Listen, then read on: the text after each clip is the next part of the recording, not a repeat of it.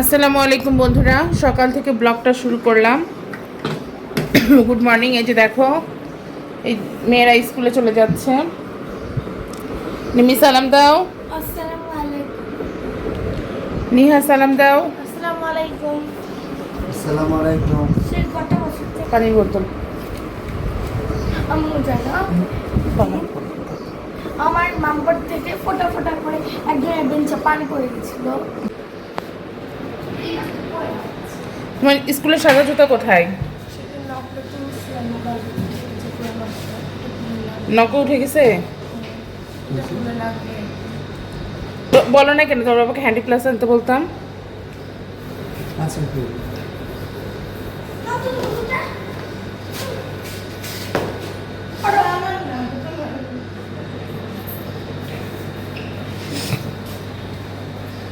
এই মেয়েটাকে দেখতে পাচ্ছ না, প্রচণ্ড ভেজাল।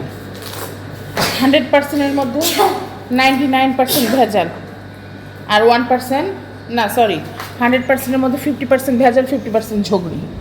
ওর মধ্যে ভালো গুণ নাই।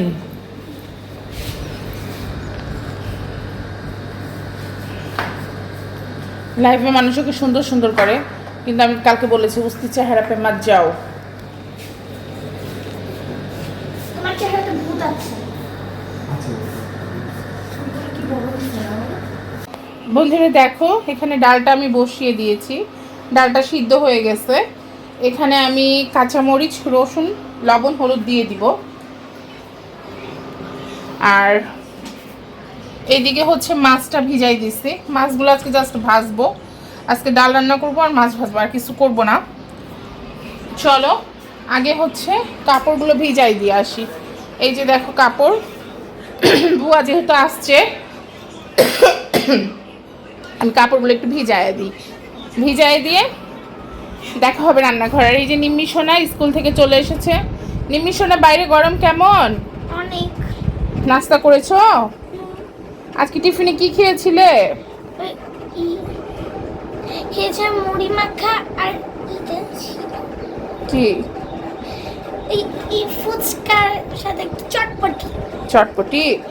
তোমাকে যে বলেছিলাম পিৎজা খেতে। আমার পিৎজা দোকানটা আর বিক্রি হচ্ছিল না। ও, কেমন লাগলো খেতে টিফিন? অনেক মজা, পিৎজার থেকে কিন্তু চটপটিটা মজা। আর তাই? মুড়ি মাখাটা সত্যিই পিৎজার থেকে মজা। লেখাপড়া কেমন হলো স্কুলে? অনেক বেশি। আচ্ছা, সামনে আবার সিটি পরীক্ষা, কিছু করার নাই। এখনো বড়টা আসে নাই, বড়টার স্কুল 12:30টার সময় ছুটি।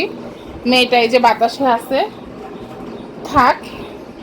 চলো আমি কাপড়টা ভিজিয়ে তারপরে রান্নাঘরে যাচ্ছি। ওকে বন্ধুরা, একটু পরে আবার ফিরে আসছি। বন্ধুরা দেখো, আমি ডালে হচ্ছে আম দিব। এই যে এদিকে ফোকাস করো, যে কারণে আমি আমটা ছিলে নিচ্ছি।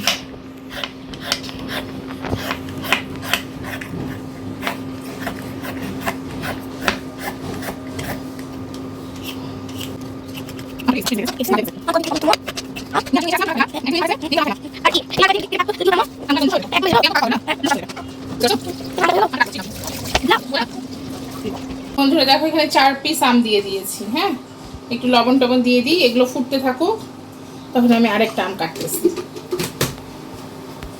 টক কি বেশি করবো না হালকা? চল একটু পানি দিই ডালে।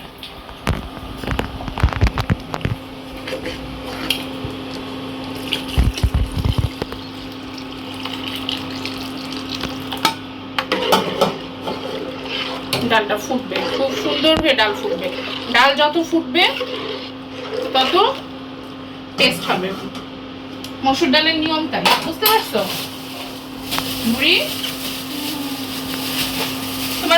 এই যে বন্ধুরা দেখো, আমার ডাল ফুটে আমি ওটাকে ঘেটে দিয়েছি, দিয়ে এখন আবার ফুটে গেছে। এখন এটা আমি বাগার দিব।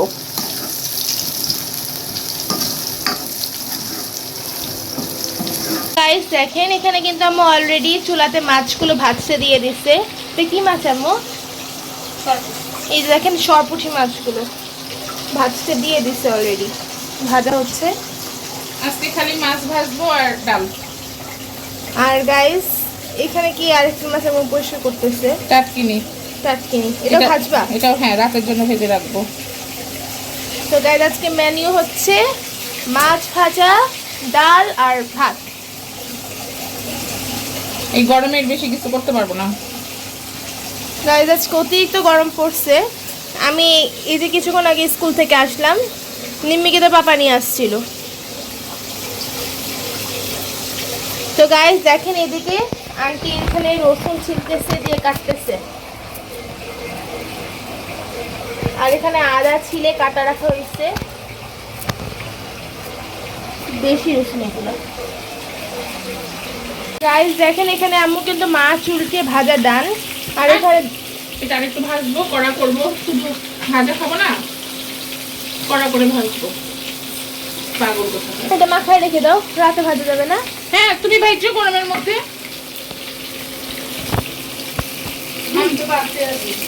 গাইস দেখেন এখানে আমার মাছ ভাজা কমপ্লিট।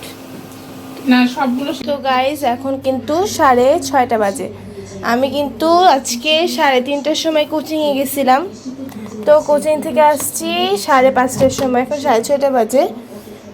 বিকাল টাইমে যেহেতু পড়তে হয় না, তো আমি ভাবলাম যেহেতু সেদিনে তরমুজটা কাটা ছিল গাইস, খাওয়া হয়নি, এখনও আছে, খাওয়া হচ্ছে না, কাটা হচ্ছে না, তো কেটে ফেলি, কাটলে সবাই খাবে।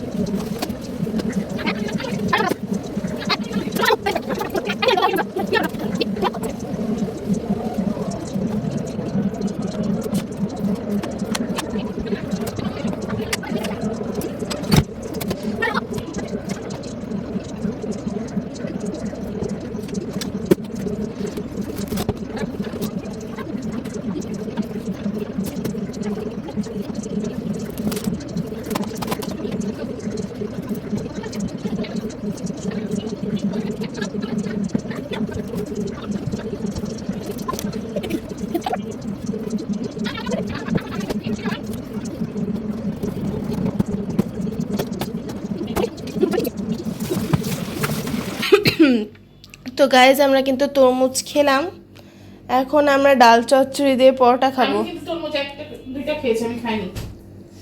একটা খেয়েছি। নিমি ওভেন থেকে পরোটাটা বের করে, সকালে বাবা পরোটা নিয়ে আসছিল, তা আমি খেয়েছিলাম না, আমি একটা খেয়েছিলাম আর ওদের জন্য রেখে দিয়েছিলাম, 4টা আছে মনে হয়। তো ভাবলাম যে আর নাস্তা পানি ওটা বের করতে আর কিসের হেল্প? আর নাস্তা পানি না নিয়ে এসে এটা দিয়েই আজকে আমাদের নাস্তা হয়ে যাবে।